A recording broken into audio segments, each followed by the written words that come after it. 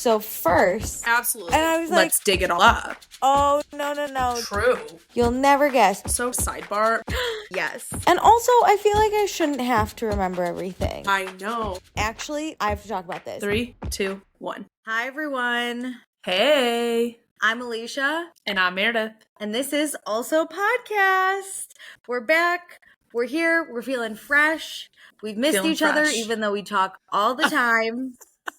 It's funny because, well, we used to like avoid talking about our specific shows, which is right. But then it led us to not talking at all. And then because we have so many shows, like it just opens up the floor to be able to talk about everything. Yeah. Weirdly. And to be like, I can't wait to discuss this with you on our podcast. Yeah. Yesterday, though, I did feel like we were having not a connection. We were both confused. Yeah. I was like, Meredith's about to murder me. No, it's hard. It's hard to coordinate things over text. I know. It's hard. Then I have just had a week between work and I'm going to weddings, and I just feel my mind is coordinated out that I cannot hold on. I cannot coordinate. Totally get it. As someone who's unemployed, it's almost like anxiety, but you're just like, it's just hanging around anxiety. Yeah. So I just text everyone at every hour because I have nothing to do. That's another thing. I still have my work mode on, so even though I'm texting you, sometimes I won't catch them unless I'm on my personal computer. So I was a little nervy to log on to this. I was like, she's going to yell at me. But we texted earlier today, and I was like, she's not mad, I don't think. No, my brain is just spiraling on 8 different topics, so you're just coming down on the spiral no matter what topic. Mine's not spiraling at all, so I don't. I literally was thinking the other day, this is so bad because I'm working through this in therapy, that this is gonna give so much of my life away. Okay. That or who I am as a person, that when I start to spiral, I just want to scorch the earth and completely restart. And I'm itching to just disappear from my life right now. You do it. I believe in you. I could book a flight to Europe and go for 2 months right now. That's how much I just cannot handle everything going on. I'm overwhelmed. If anything, maybe take a sick day. Maybe go to a spa. See how you feel. My brain doesn't go to that. I'm already taking off for weddings and all this stuff, and I need a day to not do anything. You're so right. But no, I get your spiral because every time I'm even remotely unhappy, I go, well, soon I'll have my Italian passport and I won't even fucking be in this country. That's immediately where I go. Don't tempt me with a good time. Immediately. And honestly, I think for paperwork reasons, we would then have to get married, so then you could come live with me also in Italy, and we could just I'm okay coming back to the US to restart my whatever amount of time you're allowed to be in your visa? Yeah, to not even need a visa. I think you get basically 3 months. And so I can clock in, clock out of the there's a zone, I forget what it's called, but are the zone of countries. Are you saying you don't want to marry me? No, I'm just saying, you told me to get my Italian passport, I have to then learn Italian, and that might be the holdup. If we get married, you will have to learn Italian to get your passport. So in the meantime, while I'm studying, just even us having a house in Italy. Okay, I'll buy 2 places and then you'll just pay me rent. Yes. When you come to stay. Yes. Okay, we can work it out. Meredith, are you ready for Smol celebrations where we celebrate big and small things? Because despite me wanting to burn up my life, I'm excited about things. This is all about looking for the good in a world of bad. It challenges me. I thought about it, and I also want to have something to come with too, which is really nice. Yeah. So it kind of applies a good pressure to go do fun things. Okay, you go first. My small celebration has been the weather, which is so ironic because today it's pouring rain. Yeah, it's raining right now here too.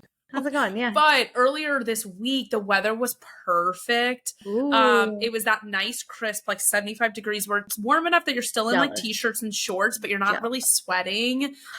That cool, beautiful weather. So I have gone on some walks, sat outside, been a little happy girl. I love that. I've also gone on walks, but it's been hot here. So think 85 instead, which isn't as fun.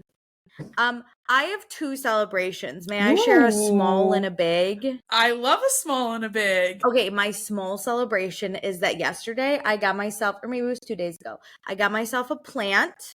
And if you know anything about me, I name all my plants after Real Housewives.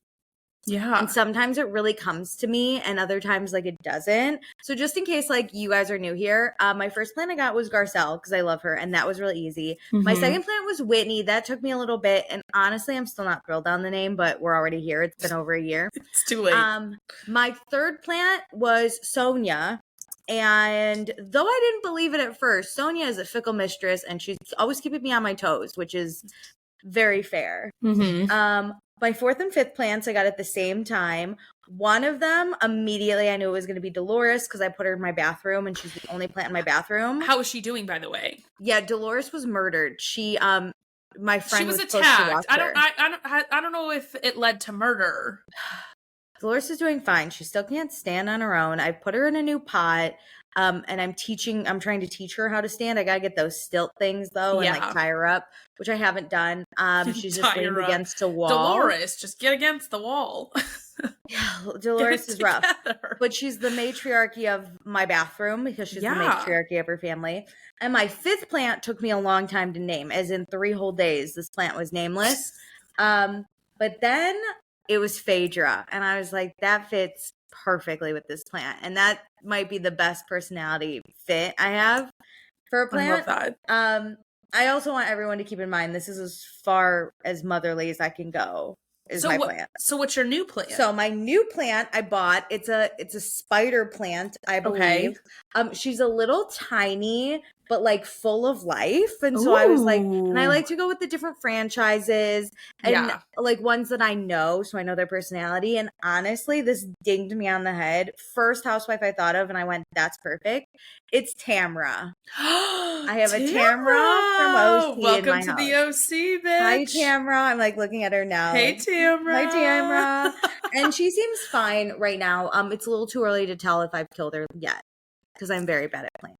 Oh my God, that would be so scary. I can't do plants. I'm so bad at knowing when to water them because they all are different rates. And that's not something as organized as I am, that is not something I could manage.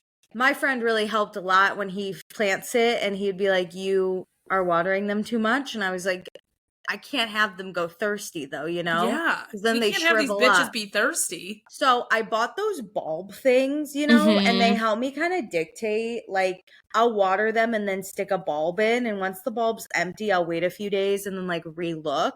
That's a good idea. Sonia drinks so much water. This bitch, I put a bulb in her this morning and it's already empty. And I went, are you fucking kidding me? It down. Literally everything. Whereas Garcelle takes no water. Garcelle and Dolores don't need any water to get their day through. That like is so telling of these plants' personalities to the names. Whitney's a little high maintenance too, as you can imagine. We're still figuring out Tamra. Yeah. It all makes sense. Yeah. And what's Phaedra, your big celebration then? Guys, I have a job. What? Pending my background check. Isn't that kind of scary? You're like, I haven't done anything wrong, but like, just what if? I think I'll pass.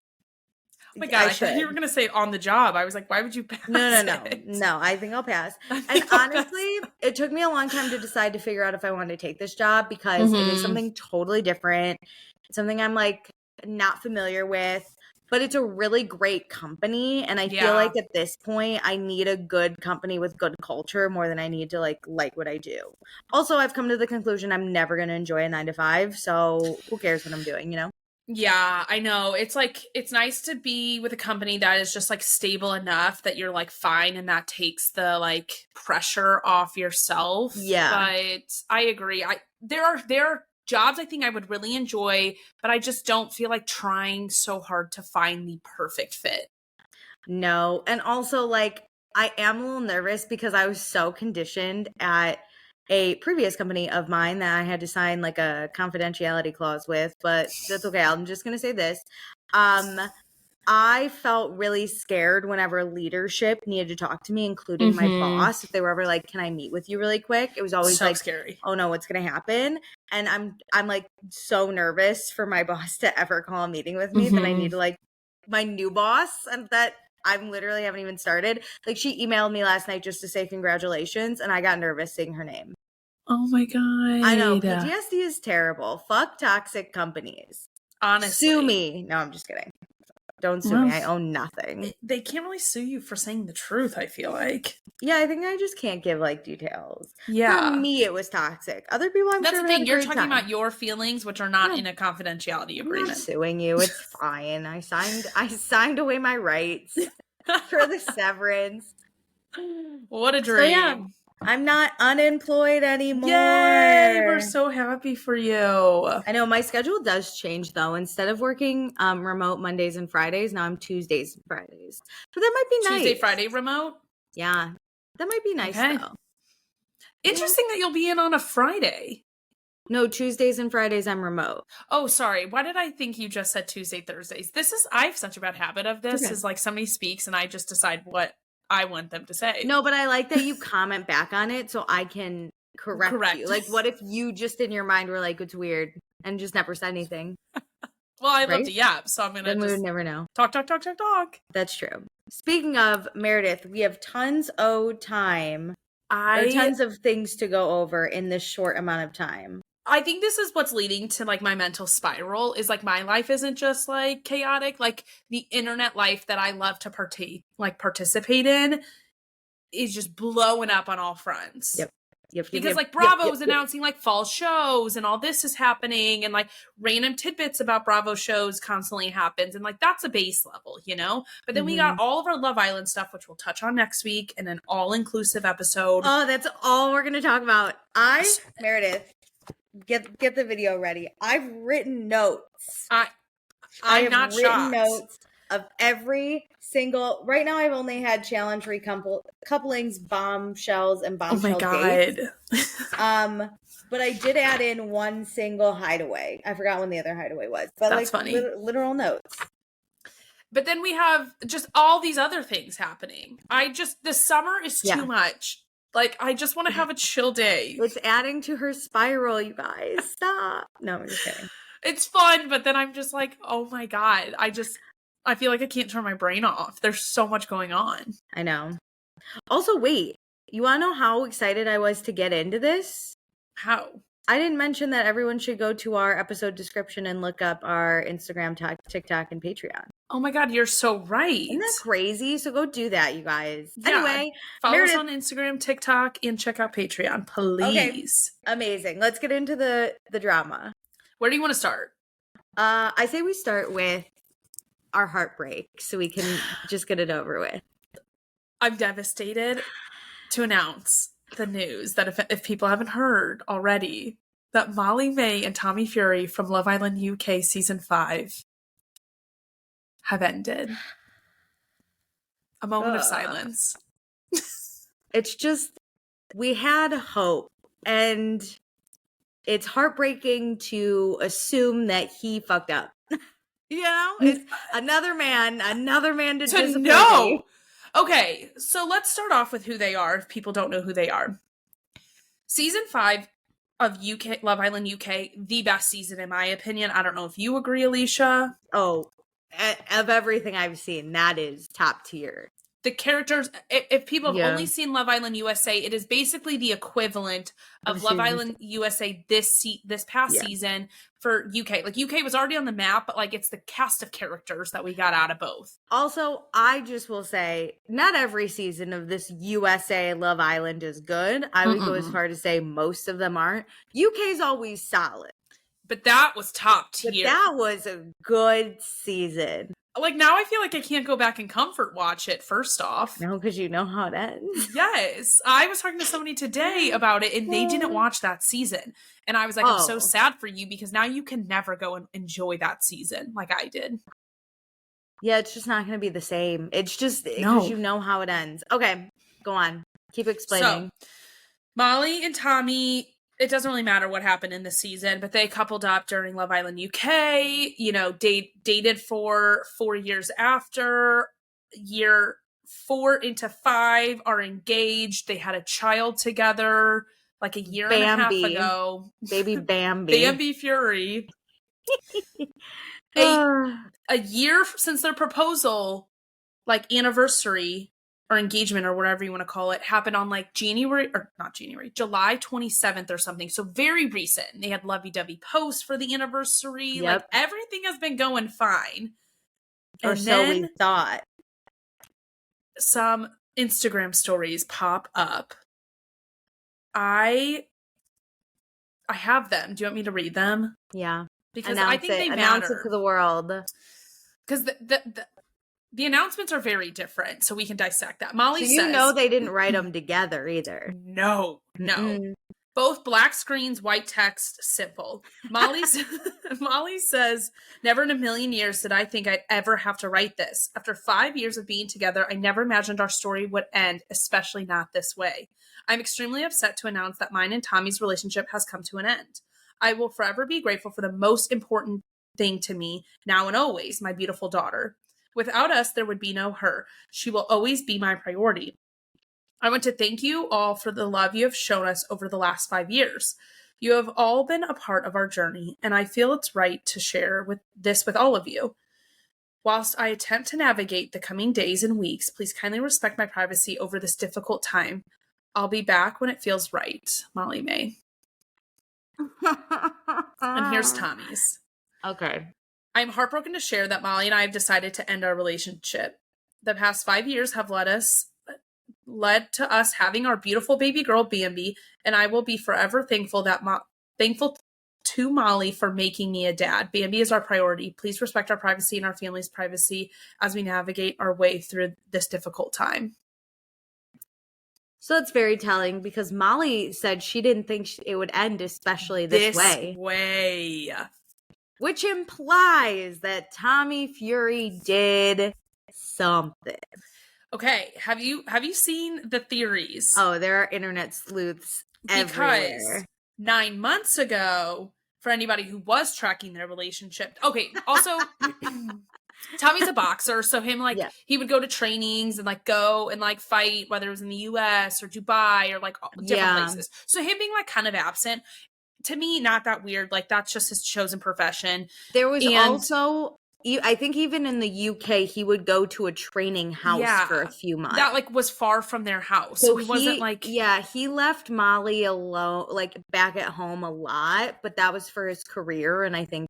And now he was a boxer from when he went on Love Island. Yes. So that was not new. I find that to be. Let's be clear, though. He was a boxer in the shadow of his older brother. Correct. Who's a true professional boxer. Correct. Tommy Fury's out there fighting Jake Paul. So, I mean. Absolutely. Good point. Let's level set this man's career. He's trying, but he is in the shadow of his brother and his dad. Yes. So I think that's just going to be important for later on. So agree. 9 months ago, he was in Dubai, I think, for a fight. And video footage started coming out. I think he was with Chris Brown at a club. It is honestly the most alarming part of that video footage was that Chris Brown was there. He is partying with Chris Brown, who is haven't liked him since the 8th grade when it came out what he did to Rihanna. Grade. It was the 8th grade. I'll never forget. I remember walking into grade school. And so listen, I see Chris Brown in a place I know I don't want to be in that place. Yeah, I don't want that man near my significant other. But go on, Mary. And video footage starts coming out of Tommy talking into a girl's ear, being near a girl. It wasn't so salacious. It wasn't where it's super damning. He was kissing or anything. No. You could explain that away. So it was just she a lot of grabbed his face at one point, but he pulled away. So it looked like he was nah. It was just yellow flags, I would say. Yeah. What's going on here? But I didn't ever hear much of it afterwards. I heard that Molly had said it was a tough couple of days on her little vlogs or something, or just alluded to there being some slight distress in their relationship, but nothing where they're breaking up. So but also, here's my main issue. If I'm at home with the kid and you're in Dubai for a fight, I get that you have to go out and do appearances and do your job or whatever. But how come, or maybe instead of going out to a hardcore club at Dubai and talking to women, you stay home and call me. And I always wonder that difference. The balance between being out and about to be seen and be photographed and like versus, basically like, PR for partying. yourself, and then like wanting to be home. Like I just can't imagine being like a celebrity. Also, what he would like, if you want to go out to dinner and like enjoy, that's like so fine. Mm-hmm. And I get they're in their, I think, mid-20s at this point, so they're young. But like the clubbing he was doing in Dubai was clubbing that I don't think I've ever even done in my life. I'm like, not a clubber. I'd be like, what are you doing? Like you said, like, I'm at home with your child, like, call me. Yeah, and again, like, if there's a time difference, like, fucking fine. But like, I don't think there's much. Go home. You don't have to be hanging out with Chris Brown. We don't need to it's like, it's not necessary. You don't need to be hanging out with Chris Brown. Put that on a t-shirt and sell it. No one needs to hang out with Chris Brown. Jesus. But we fast forward to this week, and that post gets, thrown up, and all the theories start flying. And I heard, and this is alleged, there is no proof thus far, that girl from that club 9 months ago, might I add, had a baby like a week ago. Yep. I saw that too. I saw that. I also just saw, and I think so I've seen like videos of the girl and then like supposedly this girl now pregnant. Mm-hmm. So I've seen that. I also saw, and I think I sent this one to you, where one woman was like, I have a friend that works at a news outlet, and the story is that Tommy got another girl pregnant, but not saying which girl, not saying in Dubai, just saying like he got someone else pregnant. Yeah. Which, listen, I wholeheartedly believe, and this is sad, I think he has cheated on Molly. I've thought that for a little absolutely. bit. But I think it's harder to get over cheating with a love child. Yes, I think that's where she's at this point, because there's, I would assume Tommy could usually like talk his way out of it, or like Molly doesn't find out. This is evidence, so it's giving me flashbacks to Khloe Kardashian and what the fuck is his name? Kristen. It doesn't really matter. Yeah. And like him having a baby on the way and like keeping her in the dark until they did their IVF to have their son. Yeah, that's like, you cannot convince me. If that baby is his, the Dubai baby, if that baby is his, you cannot convince me that he did not know for a little bit of time at least.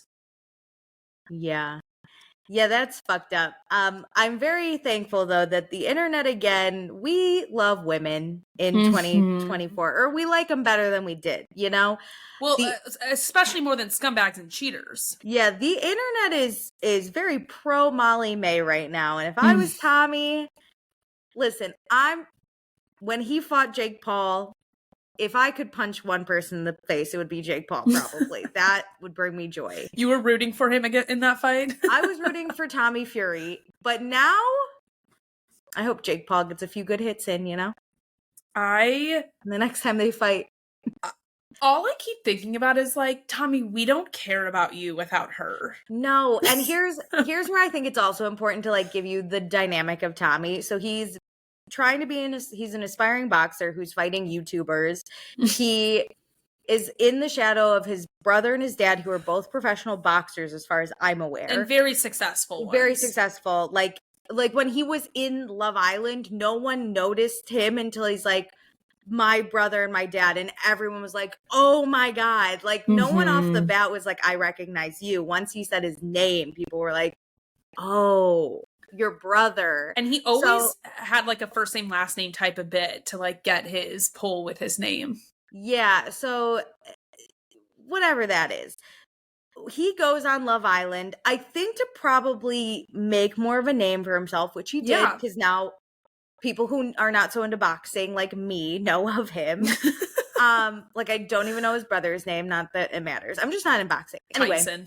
I only know that because they had that boxer's name. They had like a Netflix show too, and I only watched one episode. It was kind of hard for me to follow. I didn't care enough about his brother. It's not about Molly Mae. Yeah.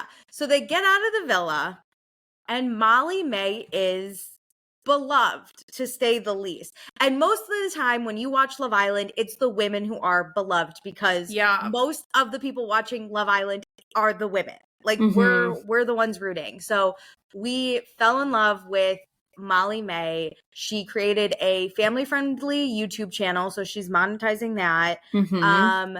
She shows her relationship with Tommy. She shows her relationship with her daughter, Bambi. She her shows business ventures. That's the other thing is she's a big businesswoman. I've done some research since you told me. She's the creative director of, I think it's creative director, but something creative with Pretty Little Things. Yep. And then she has her like self-tanning line. I bet she has way more going on. Well, someone on TikTok, I forget who, said that she's the breadwinner in that relationship. Oh, yeah. And he probably, and we've seen it time and time again, when a man feels inferior, he finds it necessary to cheat. So. Gross. Grow up. Literally grow up. Do you know how many good and solid men out there would love to just collect the wife's paycheck, and be like, you're amazing. I'm willing to do it with you. Why? You know what? He should be staying home with the kids so that Molly can go make that bag, That's the thing. Do what you gotta do. Actually riles me up so much is he goes on his little like training sessions and his fights and whatever, that's fine. But it seems like when he is actually in the household, she is still like a single parent the entire time. Yeah, she's still the one taking care of Bambi, at least from the vlogs, right? She's still the one doing all the bullshit of what it is having a kid. Tommy's like laying around. He'll like play with Bambi, but when it's time to put Bambi to bed, guess who's reading her a story and like talking to her? Oh my God, she did a whole cute vlog about her favorite story to read Bambi. That's adorable. And it was so cute. Alicia, did you see that Tommy was posting on Snapchat random clips of him? And I didn't like see this, but I saw somebody take the videos and put them on TikTok. Yesterday, before the announcements were put up, he had been posting throwback videos and photos of him and Molly Mae on his Snapchat story. In Love Island? No. It was like other stuff. Oh my like God, even when more Bambi was like personal? a baby. Like personal stuff? Yeah. So it's like, I wonder if they had a like fight. His idea. He's like trying to be like, you're gonna break our family, when it's like, sir, you are the one who broke your family. We're in love. I'm showing the public how much I love our family. Yeah, and then they post those stories. And the world picked Molly Mae, baby, and I'm with them because I loved her. Tommy was like he really wasn't anything special on that season. I didn't care about him. He's like good looking, but so was like half the guy. The UK typically does a really good job of picking like some good guys. Yeah. The guys are hot. But all men, and this is true when we get into Love Island USA too, the hot men sometimes are just so boring. I cannot handle. And that's what Tommy is. He's like, oh yeah, I'm a boxer and like I'm famous. And that's when the girls were like, ooh.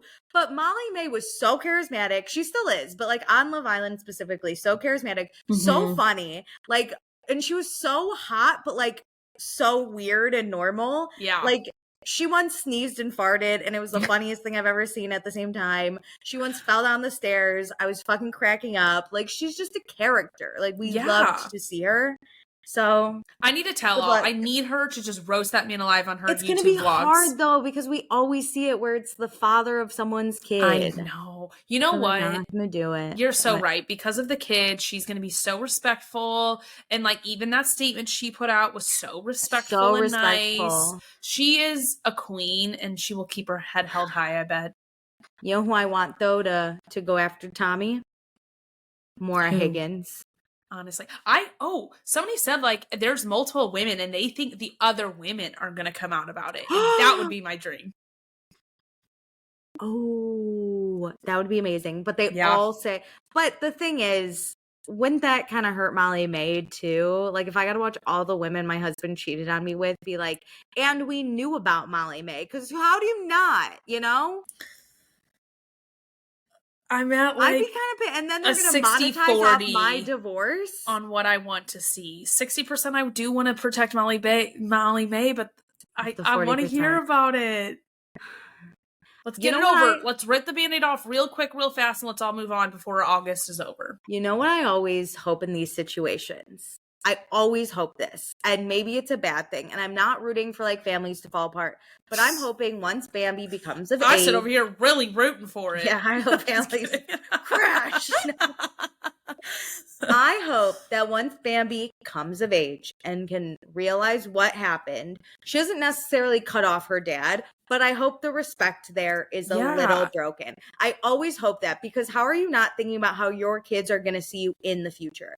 That is, let me tell you, I had decided once I figured out what cheating was and how like detrimental that could be, I decided my parents, either one of them ever cheated, dead to me. Yes. I would never spoken to them again. I mean, I would speak to them, but I would never respect them. No. Again, never. That would just ruin like, so much. I could see it now. One of them's like, hey, clean the dishes. And I'd be like, hey, no, how about you don't cheat? And no because respect. Like now we're even older that stuff doesn't happen. But like I would not want to like spend like holidays with you. I don't want to like build these memories because it's a moral thing to me. Yeah. I just don't think highly of you, and I don't want to be around people like that. I think that's it. So like you know what, Tommy, live your life, do whatever you got to do. But I hope once Bambi comes of age, she knows how much you hurt her mom. Yeah. That's what I hope. And that's how I feel about most cheaters with kids. Because how are you out there like, yeah, my kid will never find this out, especially when you're famous.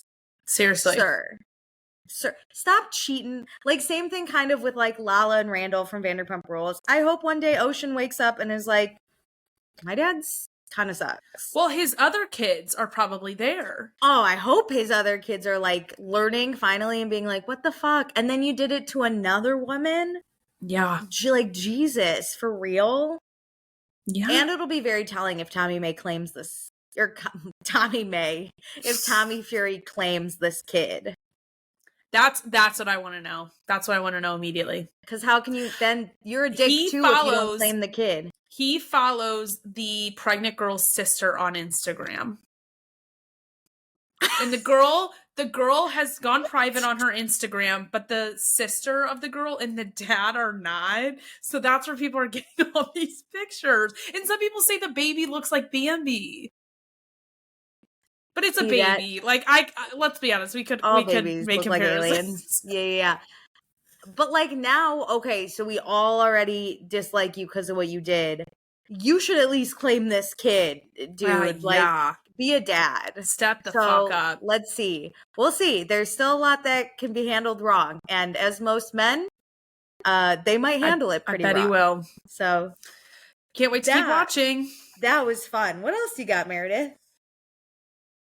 Some other like random news that I just think needs to be said is Stassi getting her own show on Hulu and joining Vanderpump Villa for season 2. Wait, yeah, I didn't watch Vanderpump Villa season 1, but what's Stassi gonna do there?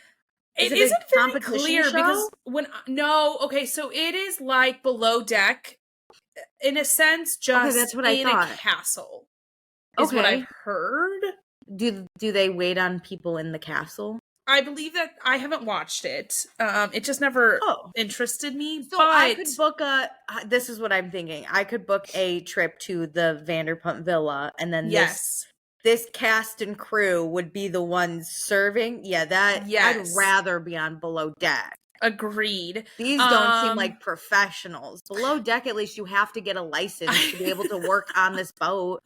To be a chief stew, you have to get a certification. And it just feels random that like Lisa is renting this house to then rent it to other people.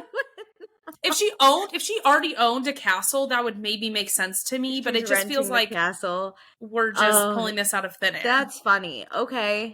But I don't know. Based on the announcement when I first read it about the Vanderpump Villa piece, I thought Stassi was going to come be a guest. But now it's sounding like she's going to be more involved in the show than just like a one episode or like one rental person.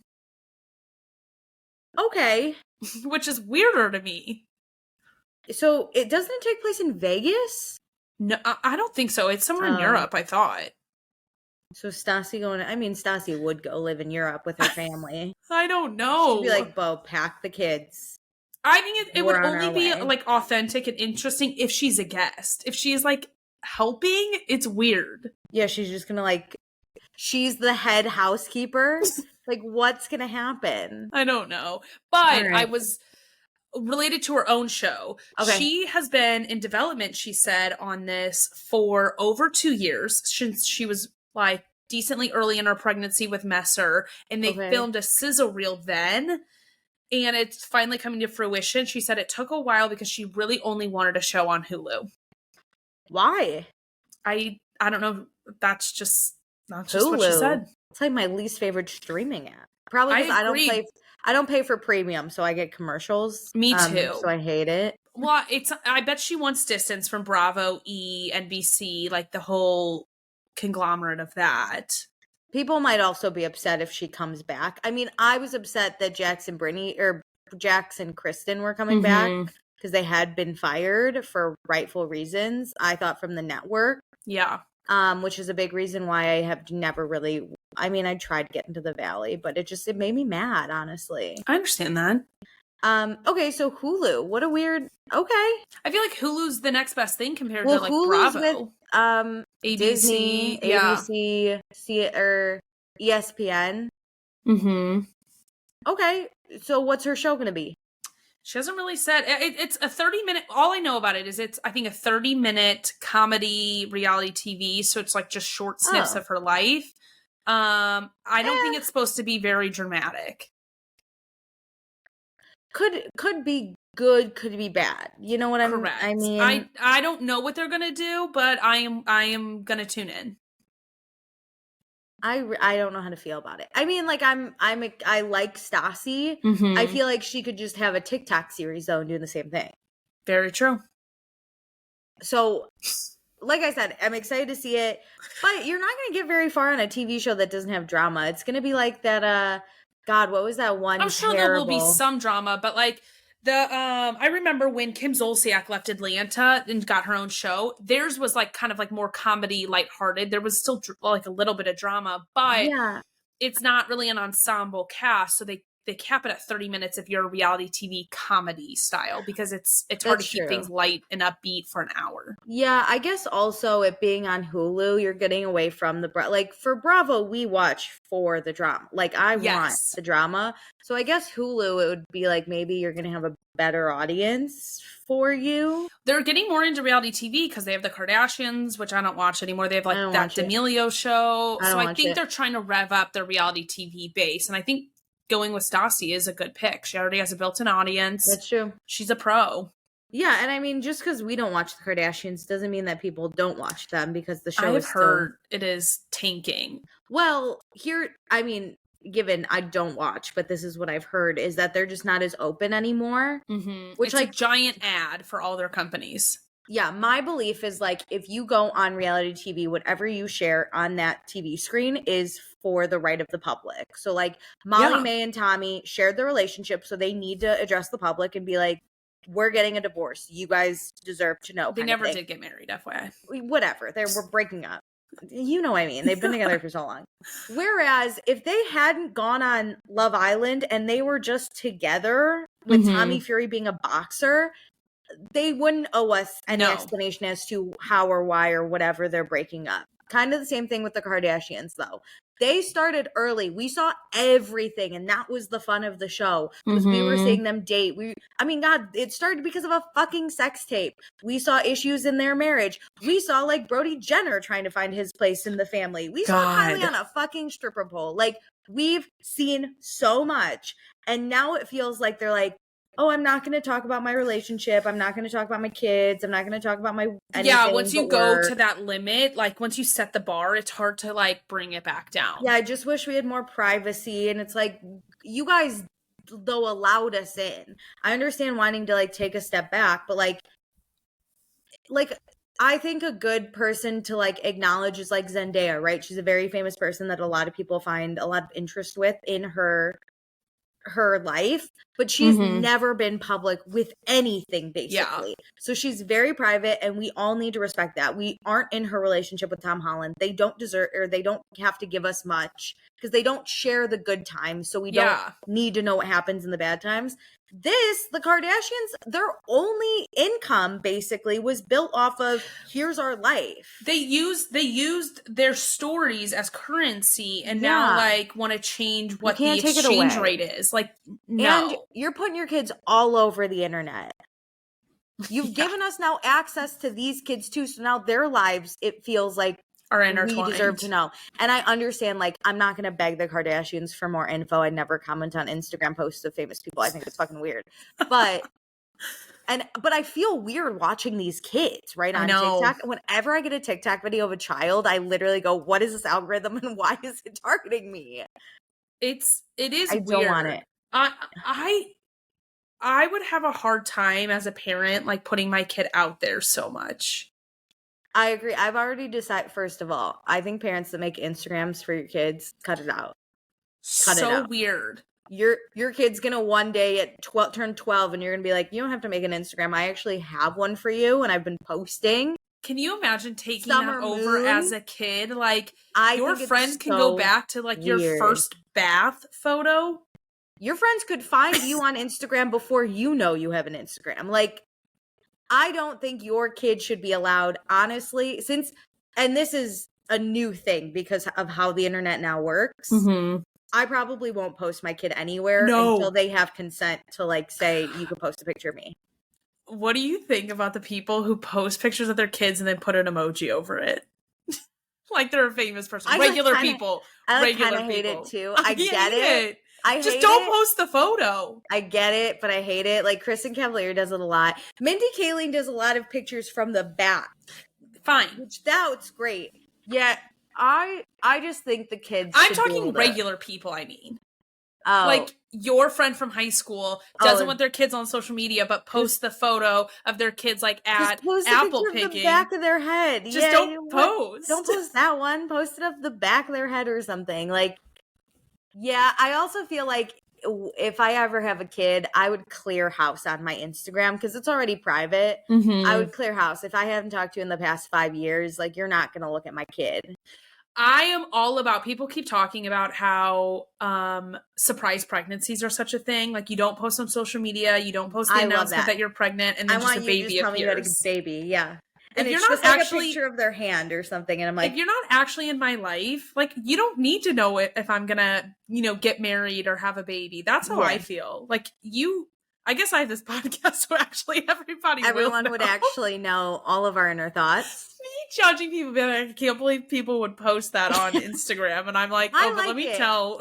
It's fine. I just have, and again, if you have, like, whatever, like, my mom has 200 Instagram followers. Look at her. If I was, I know, she's a fucking star. Micro-influencer. And she's on private, and if, like, I was 15 and she posted a picture of me, like, fine, whatever. If I was, like, 3 and she posted a picture of me at the time, like, fine, whatever. Because who's really gonna fucking see it? Yeah. But if you're public, just don't post pictures of your kids. It feels it can, and don't have them do videos. Right. And, like, there are certain kinds of videos, right? Like, I don't need your kid being like, watch me while I get ready for school. This is my outfit. And they're, like, posing. I'm like, ugh. But there is one girl I really like on Instagram, but she has an eating disorder, so it's her, like, battling it. My God. It's she has, like, I think it's called ARFIDs or something like that, where different foods, like, are her safe foods, and some foods she's really scared of, so she's trying to get over that. But her mom's, like, basically in every video, and it's not like I'm looking at her outfit. I'm just watching her try a new food and going, like, is she gonna like it? Mm-hmm. Whereas, like the other, there was one girl that popped up one day and was like, this is gonna be my first day of school outfit. What do you think? And did, like, a twirl and then a backside, and I was like, I feel many influencers. I'm gonna get illegal. I'm gonna get arrested for this. Okay, well, I have a question for you then. Oh, yeah. How do you feel? Contradict myself so hard. Yeah. No. How do you feel about Real Housewives and their kids on shows? Yeah, that's a good question. Like, I don't have a problem with the Kardashians, like, kids on the show. I don't have a problem with, like, the Housewives. I don't have a problem with Summer Moon being around Vanderpump Rules. Yeah. Like, I don't. I think it's when it's, like, because that can be edited. The network is responsible for what they're putting out. Your kids probably aren't the main attraction. Yeah. Like, I like Jersey, like the family we're looking more at a family aspect. Once you get to like, look at my clothes and the inside of my room. When it's about the weird. child is centered and it's truly the child's job versus them being just a supporting character of like, this is as a Real Housewife, like for most of them, their moms. Reality show about a kid would be weird. Yeah. Like if it was marketed for adults. Like that Dance would Moms. be weird. Oh, Dance. Well, that was a problematic show. Yeah. That was a problematic show when they were put in like really skimpy outfits. Thank God their moms were like all present though. Seriously. At least it gets weird, right? There's no good area of it. No. There's really not, and I'm sure I'm contradicting myself, but okay, well, speaking of New Jersey also. Oh yeah, I'm ready to debrief on what I've been watching there. Okay. I've watched the whole season. I don't know when the last time you watched it was or where you got. Oh, it was yesterday. I started season 12, episode 1. So is that this present season? Nope. Okay. Season 12 I think we're was like 18. Season 12 was a few years ago. It's the season where Gia gets in a big fight with Joe Gorga for talking badly about Joe Giudice, and it's the one where it's like she thinks I'm the devil, and then Gia's face pops up. Okay.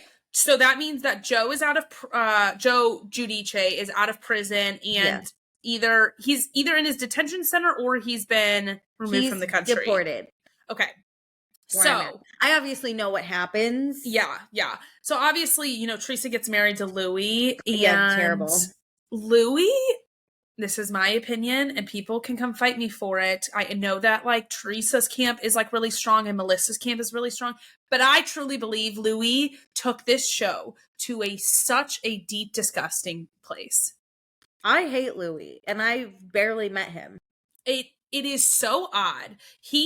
Let me just give you a quick breakdown of like what's been going on, at least in the show, and a little bit behind the scenes. Please do. Yeah. Louis has like a best friend. His name's Bo Deedle, who's like a private investigator that looked up all this shit and like contacted people's family members and kids, like adult kids. And it just got super weird of like a lot of people were stashing information about each other behind the scenes to like go to war. I hate it. Okay. Like, that Teresa and Melissa have not gotten along really ever. No, and just it truly bugs the shit out of me. And that's why I hate New Jersey, honestly. I don't care anymore. Yes. Take that to a worse level, because not only do they just not get along because they don't get along and then they get into these little family tiffs about stupid sprinkle cookies.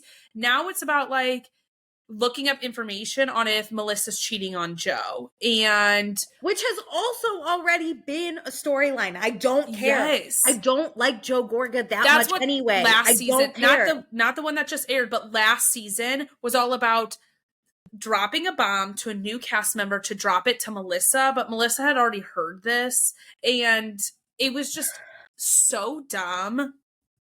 Melissa's been cheating on Joe since season 5. I don't care. I don't like Joe Gorga that much. So if Melissa wants to cheat on him, I'm all for it. Guess what? Cheaters only get my bad side when I hate them or when I like the person you're obsessed on. Yeah. I don't, and also it's never been proven, so I don't care. My God. I don't care. Okay, so breakdown of the last like 3 episodes of this season. Sorry to interrupt. No, you're good. Teresa, Louis' like ex-wife or ex-girlfriend or something, and him were in a lawsuit, and like they're not allowed to like mention her name. He is not supposed to talk about her at all. I wouldn't So they always just call her the ex. Teresa believes that Marge had contact with the ex and is the reason that all this stuff is on the internet about Louis, which it's like there is so much stuff that like it simply could not come from one person. Yeah, I could start making stuff out about Louis, and if I put 10 stories out there, at least 5 of them are true, probably. Yeah, but they'll think it's all coming from Marge, which is the funniest part when it like lady, you got so many enemies. I love Marge. So Teresa holds with her own personal sketchy weird lawyer this like sit down to like release all this information, she says, that Margaret was in contact with the ex. And my biggest thing is, if you were going to have a sit down where you were going to prove something, you better fucking come with some receipts. Was there no receipts? Receipts, no. Proof, timeline, screenshots, It nothing? Is the lawyer just saying that, like, we know. And it's like, okay, but how do you know? How do you know? I know Louis is a criminal. How do you know? I can't prove it, but Teresa, here we go. Here's the other thing, though. If anyone ever said, I know Louis is a criminal, Teresa would be like, you have no proof. But she's going to be like, I actually do know something else and have no proof, but I'm right. Her proof is just her lawyer saying whatever she's been saying. It was that's so my one weird. issue with Teresa. It's so hypocritical all the time. Yes. All the time. And my issue with Melissa is I just don't like her that much. So both of them, I don't care. They could fight it out tomorrow. I wouldn't give a shit about the winner. I wouldn't give a shit. Here's this incredible chess move, though. Margaret knows that this meeting's happening. I do root for Margaret, though. I love her. I love Margaret. Everybody like was called and invited to this, except for Melissa, obviously. And some people declined and was like, "This is weird." I think though, are Melissa and Margaret still good friends? Yeah. I think that's why maybe I like Melissa a little better, because I will stand by Margaret. So the day I die. Margaret sends a funeral wreath that says, "I'm so sorry for the loss of your dignity," and delivers it during this meeting. Gagged. Tell me more. Funniest thing I've ever seen. So the door this poor delivery man comes in, like, drops it off. Literally, don't shoot the messenger. And she's just like, oh, somebody's at the door, hold on. And she like gets up so excited and she like runs over, opens the door and like reads the card and is like, no, refuse, get it off my property. This guy's probably a tween. He's just like, trying to make a few bucks. Yeah. I don't know what to do here. Funniest thing ever. And he's being recorded. He's like, I shouldn't have signed that release form. He signed the release. His face was on it. Done it. Then we like fast forward, and the finale was supposed to be, they were supposed to go to where's Dorinda's the Berkshires, is that? Oh. They were supposed to like go to a house in I think the Berkshires or something. Okay. And the house burned down. Like 2 days before that they were supposed to go.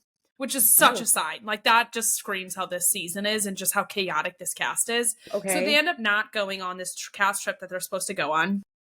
And they decide to have a sit-down meal instead.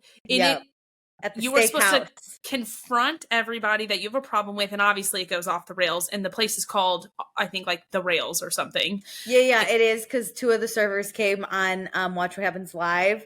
And, oh my God. And, I forget who it was, but someone was like, how dare New Jersey do this? This is a upper middle class steakhouse. And like, they're just trying to be classy. Trashing the place. Yeah. It was dumb. It was worthless. The only thing we found out was that Jackie actually was in contact with the ex, and Jackie and Teresa are like friendly now all season. It was so weird.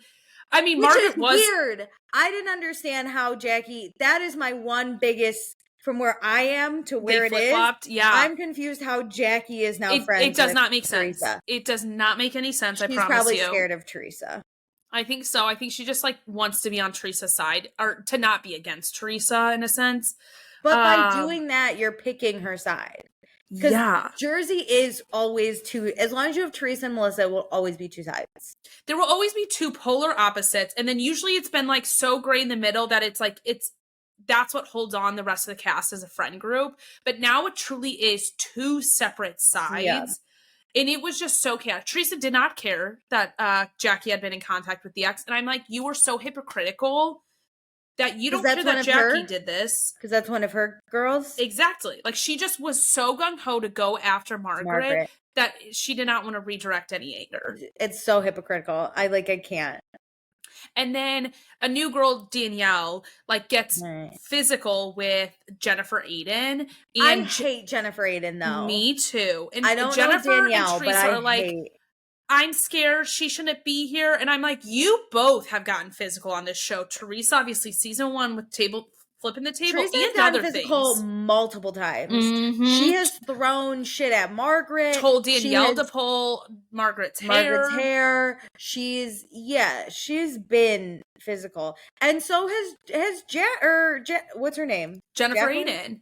Jennifer. I don't even know her name. No, you're good. Jennifer. She's thrown wine glasses. She's thrown plates. She's thrown silverware. Yeah, she fucking squared up to Melissa and then was like, don't hurt me. And I was like, girl, maybe I just like Melissa's camp better, so maybe that makes me team Melissa, but yeah, I agree. Hate Jennifer. I was like, no more hypocritical. Like, I'm over this. I'm over it. I did not want Danielle. I don't think what Danielle did was right, but like Jennifer Aiden and Teresa like are like, oh my God, cut that crap out. Get out. So they didn't have a reunion. They just cannot all be in the same room together. So they watched the finale at the rails or whatever it's called with each other, and they like reacted. Dumbest thing I've ever seen in my life. Is Dolores in Teresa's camp? Probably. She leaves Teresa's camp, but she went between the two rooms. Yeah. So she sat with Teresa the entire time, but went up to the other ladies and chatted with them for a little bit. I enjoy Dolores. So I think this needs to be rebooted fully. Yeah, but some people are saying you could restart it with Margaret and Dolores, and I'd be okay with that. And then build off of them. Mm-hmm. Completely new cast around them. Yeah, I think truly, if you really want my opinion on what they should do, which this is my podcast, so I'm assuming, I think they should, and I'm RIP to Dolores and Margaret, but I think they should bring in like the younger cast with new families. Like think how Teresa was pregnant the first season, how long ago that was. Like bring in a young in. There are 2 girls on the current cast who have young kids, are young, but I just don't think they're incredible housewives to keep. Restart it with new. Get yourself your main. Get yourself, because Jersey's always been built upon family. Find 2 sisters and build the cast around them. Do what you did with the Manzos season 1. I think it needs a matriarchal, like Caroline Manzo, where you do have, older kids and then families with younger kids too. I can't imagine Margaret and Dolores though really arguing with these young kids. 30-somethings. Maybe like you could have them a little bit and just kind of like someone Dolores knows, like through the grapevine or like through Frank Catania's young girlfriend or whoever is fucking whatevering. But I think you need to find a pair of sisters. I do. I think it needs to be a sister-in-law duo, because I think them not being siblings is helpful. Sister-in-law, listen, season 1, Jackie and Caroline and Dina, that was good. I loved when Caroline looked Jacqueline in the face and went, "You're my family. You better stick with me." And I was like, yeah, step up. Step the fuck up. And look what happened. Caroline started hating Teresa. Jacqueline had to go. She had to go with Caroline. You family loyalty. And we have no idea where Dina, well, we know where Dina is, but she stuck by Teresa, and look what happened to her. She's now out of the family. She doesn't talk to Chris. She doesn't talk to Caroline. She doesn't talk to Jacqueline. Jacqueline. Yep. Jacqueline's not like the sibling, but no. Yeah. So what are the Manzo boys' wives doing? They're married, right? One of them's married. One of them is married. Lauren is divorced from Vito. And I heard the Brownstone is in some tax issues. Oh no. But hypothetically, it'd be kind of dope in my dream world. Them. You do, because I think both the Manzo boys are dating. Albie and Chris are both dating someone. And I think Albie's married. I think Albie's married. Chris is but like, why not get Lauren and like Albie's wife? That's what I was going to say. And then also you'll have Chris's girlfriend. Yeah, just kind of around. Yeah. And the 3 of them, and they're fucking friends because they're older. They're like in their mid-30s. Yeah, they're the perfect age. Lauren has a kid, so that's interesting. And her being like a divorced housewife, I love from the beginning. What's divorce? It'd be like poetry. That's what I need the Manzo kids back in my life. That's the show I want, because then you have the sister and sister-in-law. Yeah. And Chris and Albie will be involved, which is what husbands always are. That's the thing. What I do also need from Jersey is I need a supportive husband cast that also likes to hang out and has fun. And honestly, I'm sure, because wasn't Vito friends with the brothers? I'm sure Vito would show up occasionally. No, I don't think so. Don't? He wasn't at Albie's wedding. That's how people found out that they were getting a divorce. Bruh.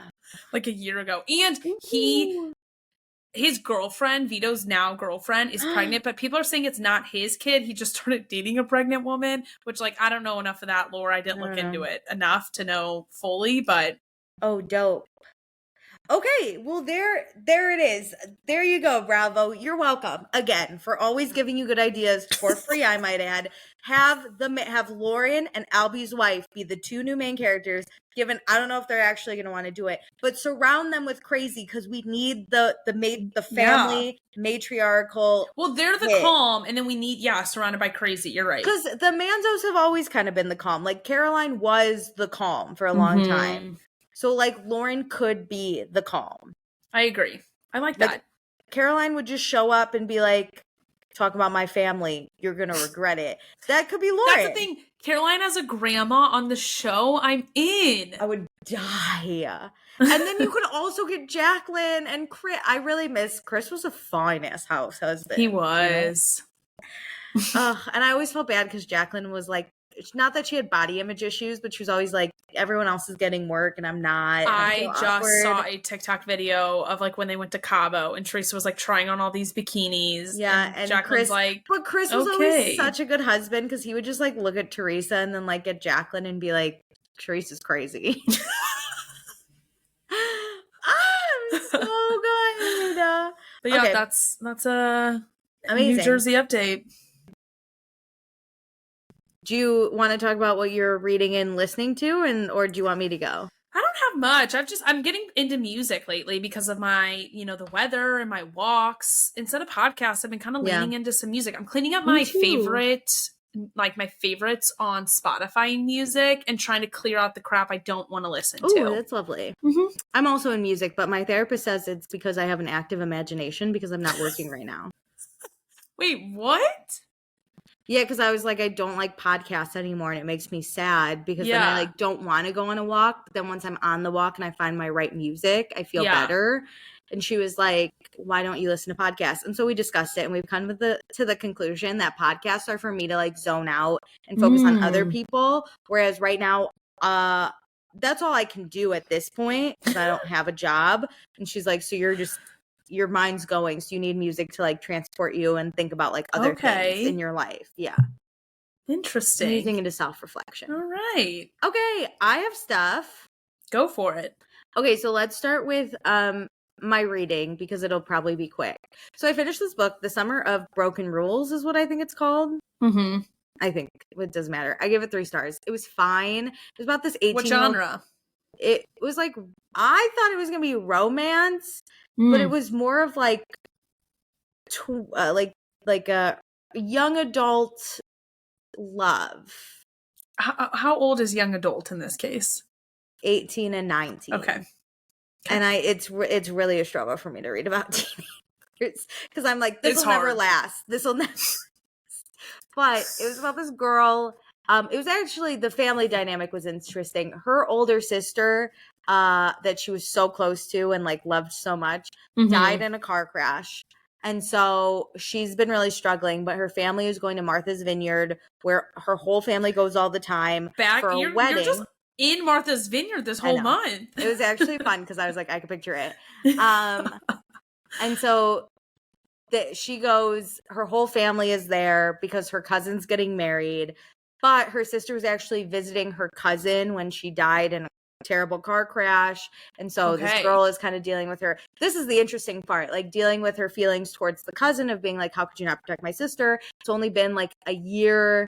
Like she really cut off because a lot of her family friends are in Martha's Vineyard for the summer too. She cut a lot of them off because she was dealing with grief. Her boyfriend just broke up with her of 4 years because they're going to college. And she's like, that was the only person she leaned on during this. So it was very weird. But then she meets the groom's brother. And oh God, that's cringeworthy. They obviously fall in love in 4 days. when I tell you, when it was like, I can't believe I didn't know him 3 days ago. I was like, 3 days? Dude, I can't even, like, somebody I've known for 6 months think about dating them, because I find that time frame weird. 3 days? That's a lot. 3 days? Or not There's a lot. still so much time for me to burn down my life in 3 days. Yeah, but then she finds out he's taking a gap year from school and going to Australia because school's just not for him. That's the conflict. Now she's heartbroken because, like, she loves him so much, and what is she gonna do? Also, there's a full game of assassin happening in the book. I wouldn't recommend. That threw me for a loop. I see how we're at 3 stars. Yeah. It could be a lot worse, and it could be a lot better. Yeah, so I wouldn't recommend. But I am reading this book called The Echo of Old Books, which I didn't know how I was going to feel, but it has, like, really high reviews. So I was like, okay. It's about, I'm not very far, but it's about a woman who owns a bookshop that she actually would go to a lot as a kid. It was, like, gifted to her by the owner because she has lived a very hard family life. But as a kid, when she would go to this bookstore, she discovered that she can almost, like, feel the feelings of these books. Whoa. So, like, if you read a book when you're distraught and heartbroken and whatever, and then she, like, picks it up and feels it, she can feel your heartbreak and energy. But it's always based off of, like, if you read a really sad book. Wild concept. Yeah. So it's like, if I read, like, a really happy book, but I cry in it, she can feel, like, the love I had for the book, but the tears and how it made me cry. If I read a book and it breaks my heart, she can, like, feel the despair. And, like, so she's also dealing with, like, book emotions, which is crazy. It's actually not as, like, crazy. It's not, it reads better. It reads better. Yeah. Yeah. But basically she finds this book that has no author, no copyright, no nothing. It just has an inscription that's basically like, how could you do this to me? And she's reading it, and it's like basically almost like a long letter to this person that, like, how could you do this to me? Yeah. But she can't figure out who the author is. But then she finds a second book that's written from the other person's point of view. And it's basically like, how could I do this to you after everything? Like, something like that. So then it's this other person. And I don't know if they're lovers. I don't know if they're enemies. I don't know if they're, but it is, I, like, need to find out what happened to these two I was going to say, are you in the midst of reading it? Yeah. And oh my God, I can't wait to find out well, this I might actually you might have to read this, because it's really interesting that, like, because she can feel on, like, the man's part, it's very, like, angry and bitter, and she feels, like, rage and fire. That's the first book. Yeah. But the second one is from, like, the woman's point of view, and she feels, like, almost, like, ice cold, like rage. She describes it, but she's like, I've never felt anger like ice. Like, she can feel that. I feel like this is perfect symmetry to the Molly Mae Tommy Fury news. Yeah. It's kind of crazy. So I am reading that book. I would recommend it because it's really interesting so far. I have a question for you, speaking about books. Did you ever read It Ends With Us? Yeah. And have you been tracking this It Ends With Us drama? Yeah. Yeah. So basically, what do I know? It Ends With Us came out. It's starring, God, who does it star? Blake Lively, Justin Baldoni, and the other people. Justin Baldoni. Doesn't really matter. Yeah. So basically, Justin Baldoni and Blake Lively were both, I think, like, producing / directing it as well, with Colleen Justin Hoover. Directed. Blake would only sign on if she could be a producer. That was it. And then they both obviously are also leads in it. Yeah. Justin optioned this book back in 2019 and was, like, so excited to make this movie. Yeah. So that was a big thing. This book, obviously, I think the movie got pushed because of COVID, so they had to pause filming. But it's now out, and as the press is coming out with it, Justin Baldoni is not invited on the press tour with, like, Blake Lively, Colleen Hoover. They've actually invited, like, this other background love interest guy, and then the young Lily is, like, on stuff like this. It's so weird. Yeah. So the internet's really hating on Blake Lively too, because so first there's this drama, and I think TMZ leaked a story that was like, Blake said Justin Baldoni fat shamed her. But then the other part of the story is Justin has back problems, and there was a scene where he had to lift Blake up. So he asked his like trainer, like, how much does Blake weigh, so I know how to train like with the correct weight. Makes all the sense in the world. Yeah, you better train for my weight. Blake like felt that it was bad timing because she had just had her kid. But she's trying to make it seem like Justin is fat shaming is like her. Malicious. Yeah. Yeah. Also, wasn't there another thing? Oh, he kissed her too long in a scene. I have seen the press that they have done.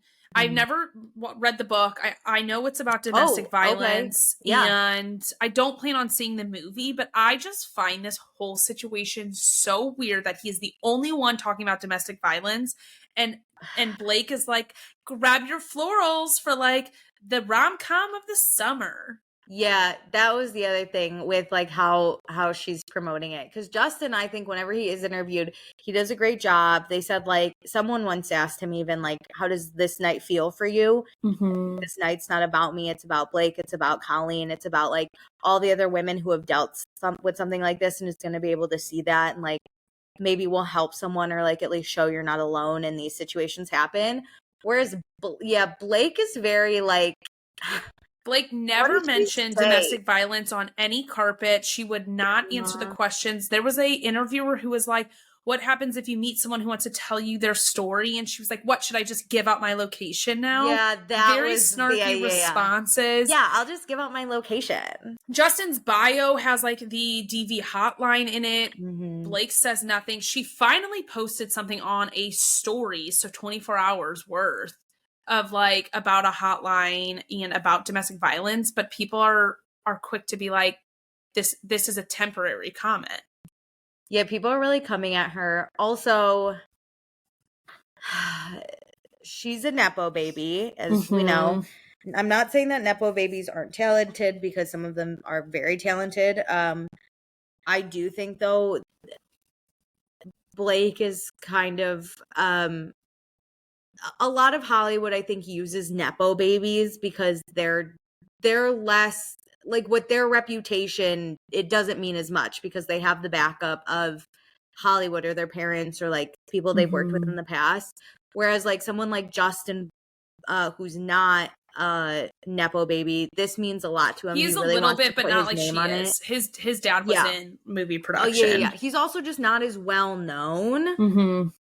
Like Blake, God, she even like way back in the day when all this stuff started coming out about Harvey Weinstein, she was like, I had a really good experience with him. And I was like, I didn't know that. Yeah, she's like the only person to ever have a good experience with Harvey Weinstein.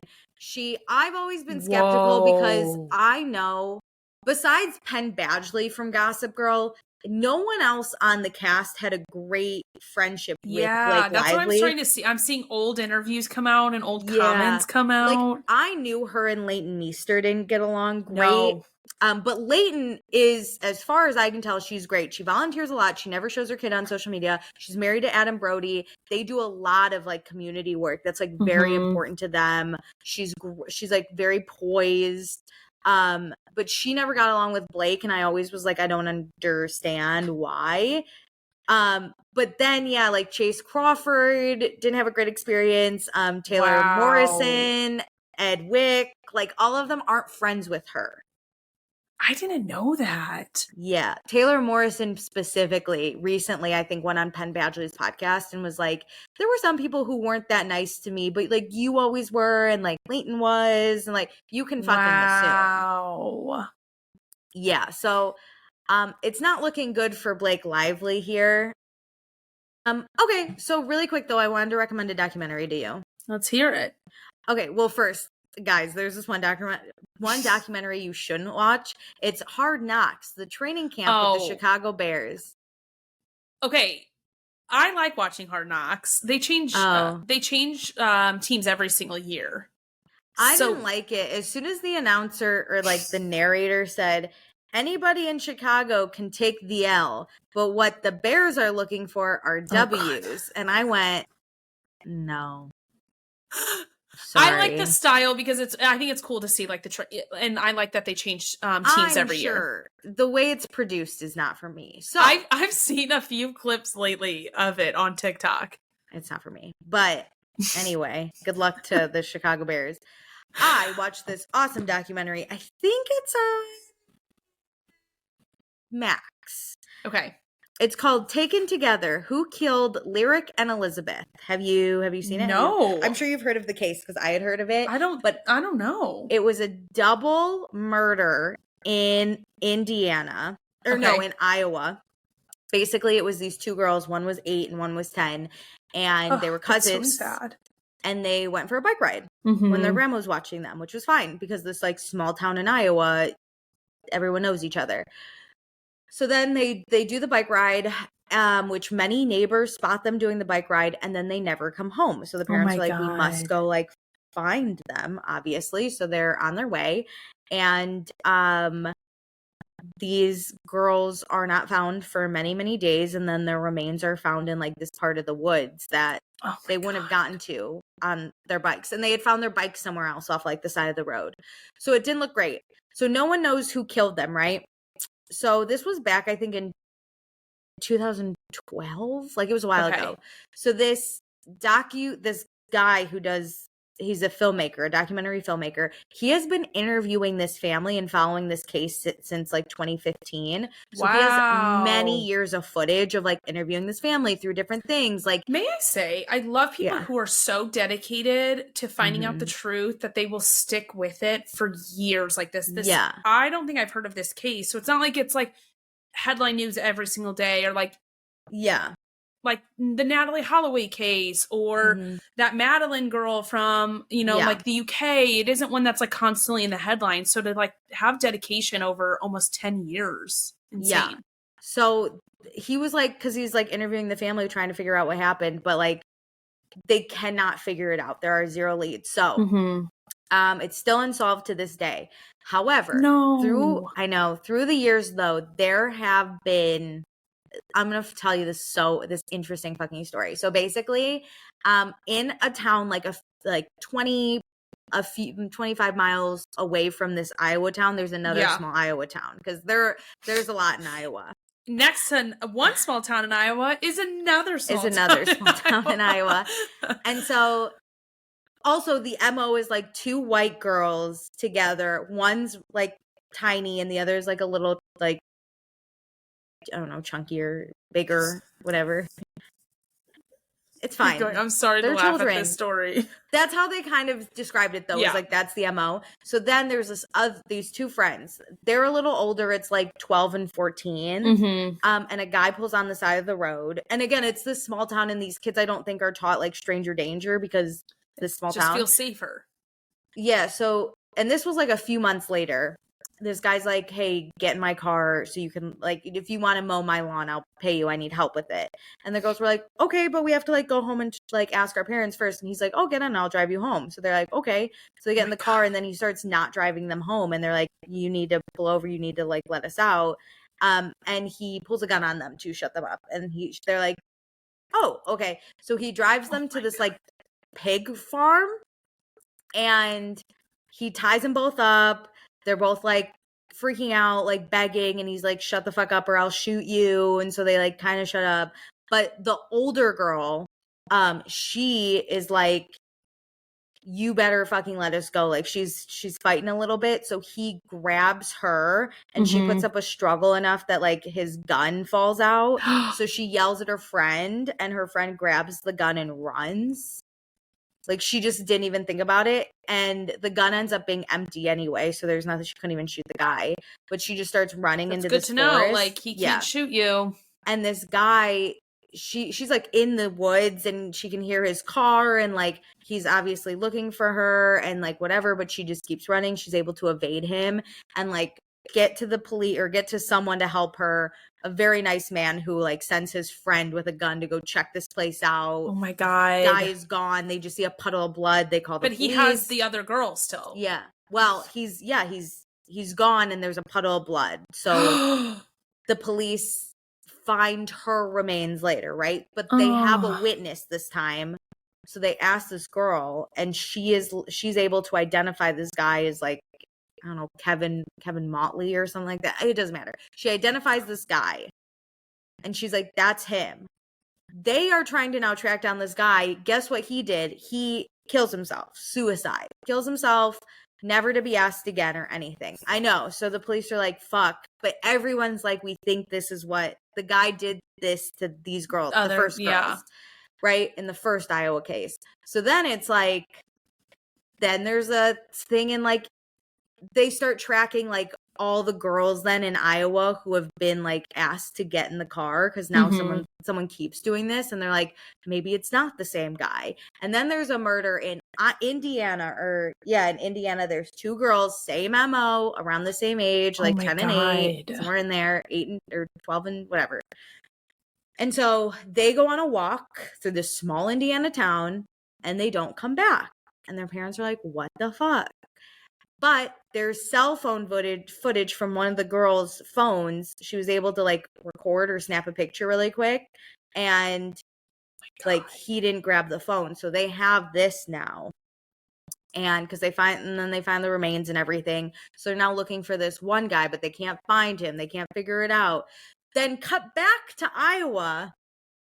The filmmaker has connections to like 2 guys that the killer that killed himself, remember the suicide guy, Kevin Motley or whatever, he had a track record. He was in jail, so the filmmaker found 2 people he was in jail with, and tried to like find out, and they both have like different stories of like, was he in Iowa at this time or not? And one guy saying he was in Iowa around that time because he called me and tried to meet up, and then like I knew where he was staying in this area, and it all points back. But the police are like, his cell phone like tracking doesn't match up. Yeah, but then one of the guys he was in jail with says it wouldn't, because a parole officer can track your cell phone, and he wouldn't bring his cell phone because this was out of his parole. Wow. But they still won't close the case. So I just had to tell you guys. Obviously, that was a whirlwind. That's so much. But I'm so invested in this case now. Also, it like pulls family apart. For a little bit, they have to look at the families. Yeah. And one of like the girls' parents had like drug like history, substance abuse. Yeah. And so the whole country, or like Iowa specifically, was like, I bet it was them and they're sketchy people. And these people were like, it wasn't so us. Sad, because and then you're like traumatized twice. Yeah. And then this woman's sister, who's also missing a daughter, was like mad at her sister. Like, it was crazy. I think it was Kevin Motley, because his priors were like pedophilia. Yeah. His powers were like kidnapping, like domestic abuse, and he was supposed to get to 41 years in prison, and he got out in like a few years. Yeah. Which the victim who escaped was like, if they had just done their fucking job, I would be a normal kid. Yeah, why are we putting away like weed dealers, but we let these child killers predators, because we don't the care about keeping children safe. No, literally. So cool, I had to but I love a really good ended on a high crime. note. I love a good true crime, so I like had to tell you. What an up, down, and crazy. What a crazy episode. There's a lot going on. We had a lot to say, and I do love filming this a lot.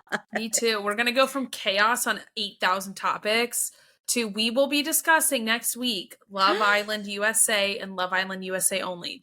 The season, what happens when they left the season. We'll watch the reunion. All of the takes, everything. Thoughts on every couple that came through, every person that came through. You saw Alicia. Alicia has notes, baby. I have notes. I even got the names of the people in Casa that I totally forgot about for a while. They're not important. Good. We'll probably very skip over thorough them. Reporting coming at you. And I've been stalking their social media, so I know exactly what they've been up to since. Absolutely. So, thank you so much for listening. Be sure to do all the things in the description. Another great episode. Thanks for joining. Bye.